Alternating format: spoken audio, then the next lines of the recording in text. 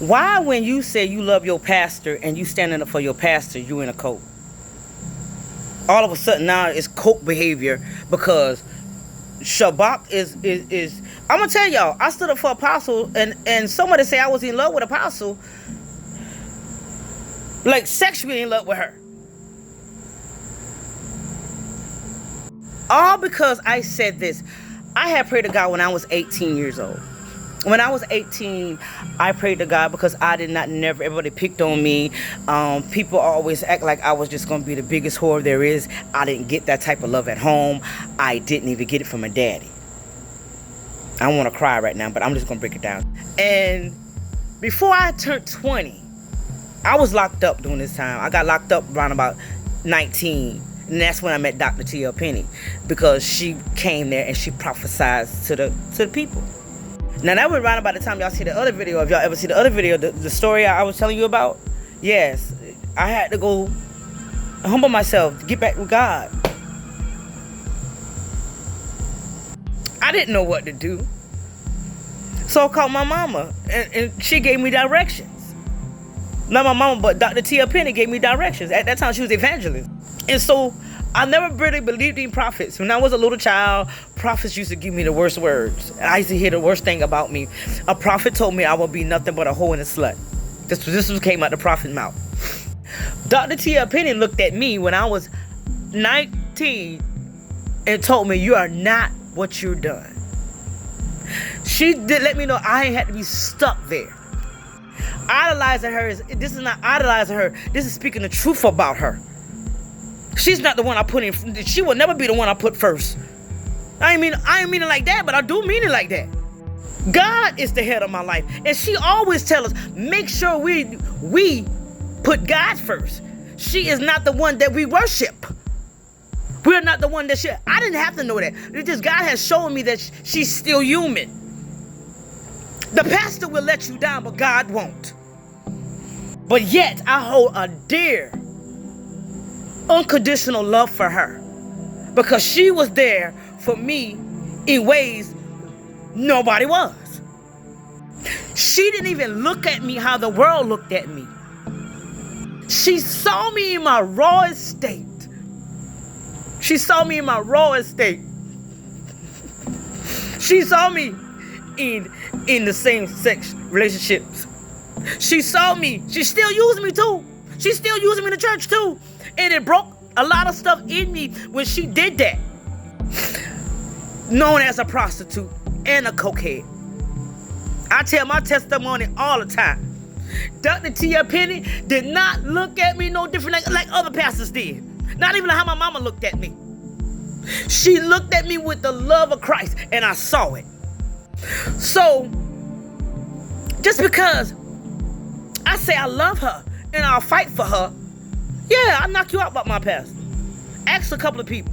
You want to get on my bad side? Start talking about her. I'll rip your head off. And I mean that. I'll say it again. I'll keep saying it. She mad because I said I would rip her head off and eat her flesh. No, that means I would knock your head off and cuss you out to your flesh till you feel like you were getting ripped up your flesh. Understand me. And I don't care who you is. Y'all all know me for saying this. I hope you don't wake up the next morning. And that'll kill you right there. But anyway, she gets on YouTube Live, and to validate herself, she gets her group of people to talk with her. She was trying to describe Apostle, not even knowing Apostle. She don't know how much grace and mercy this lady has. She say people like Apostle is the Pharisees. Say anyone, I don't mean it like that, Apostle. Let me say that. People who are women pastors are like the Pharisees. They have no grace for no one.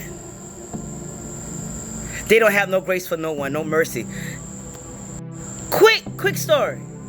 I had just gave my life to Christ. I was working in church. I was really heavy on praise dancing. I was doing my thing in church. I was really heavy on it, and I was operating in church, okay? So I was, the operation of church, that's how I felt. I was doing something in church. I gave my life to Christ. And 2 months later, I found out I was pregnant with my youngest, Hezekiah. Usually they say,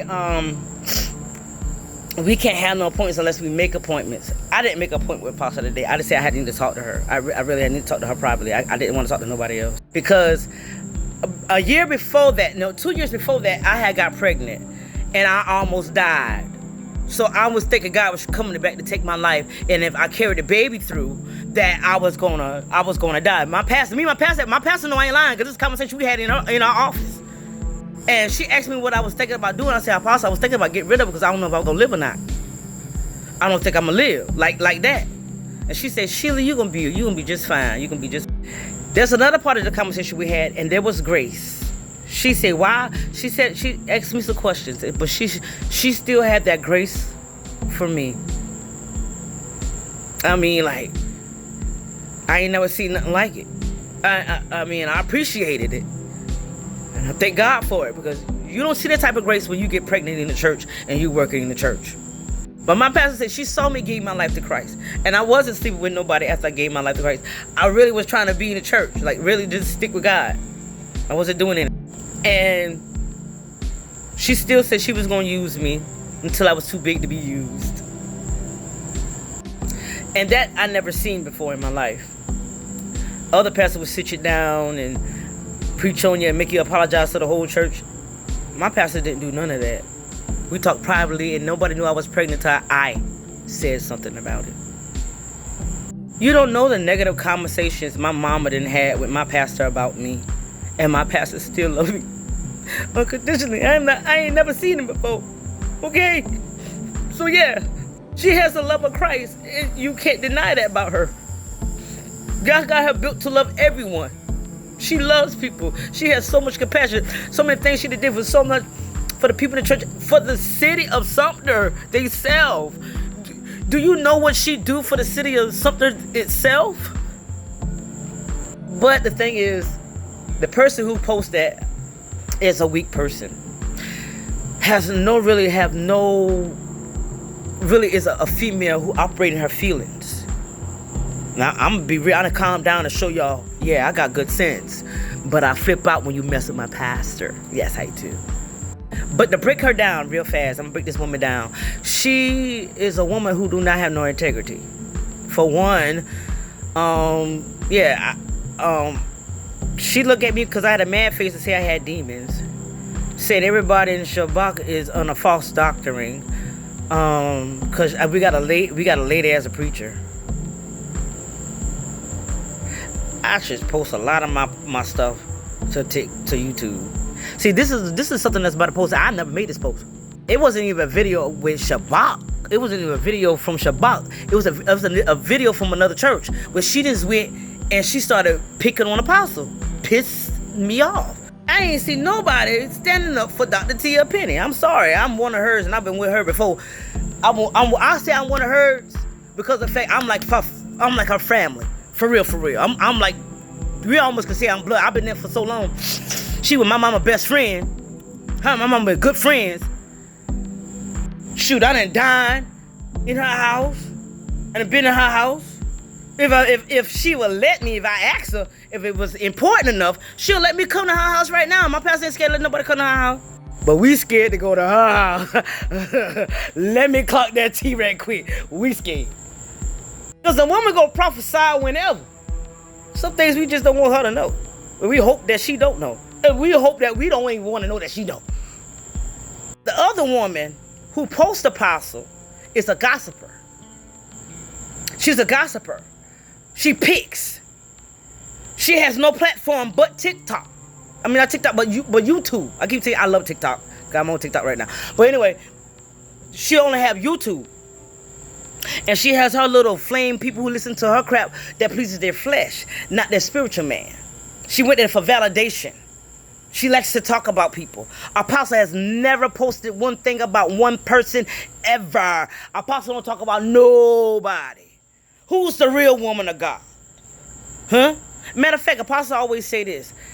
Say, she the moon, and only the dog bark at the moon. The moon don't bark back.